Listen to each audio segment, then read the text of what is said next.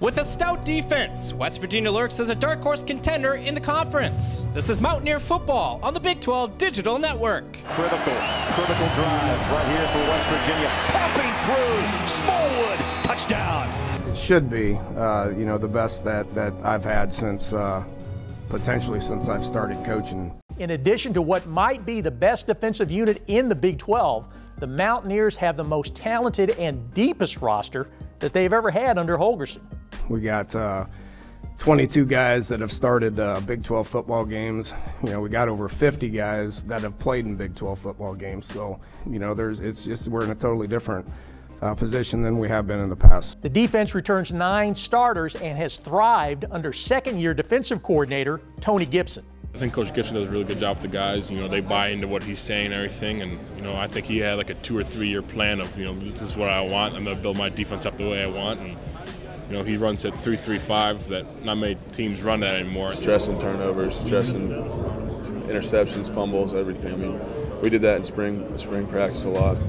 And that's probably the biggest thing. The turnover margin wasn't what we wanted it last year, but they can impact the whole game. Junior Skylar Howard, who started the final 2 games last season at quarterback, could be the make or break factor for the West Virginia offense.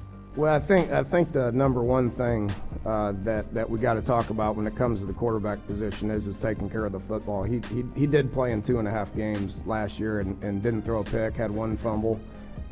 We were 120th in turnover margin last year.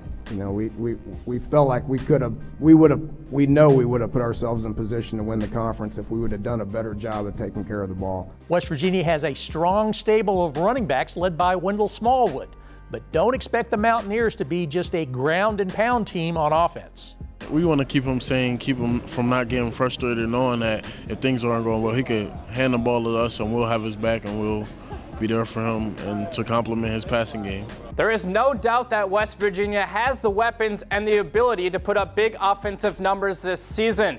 In the past 10 seasons, Dana Holgorsen's offenses have averaged 38 points per game, a truly outstanding number. Despite hoping to continue to put up great offensive numbers this season, the main emphasis on this year's team is to force turnovers defensively. The Mountaineers were 120th in the turnover margin category, but did hold opposing quarterbacks to just an average of 1 touchdown in the second half of games last year. Holgorsen believes this could arguably be one of the best teams he's ever had, which makes for an even bigger year in Morgantown.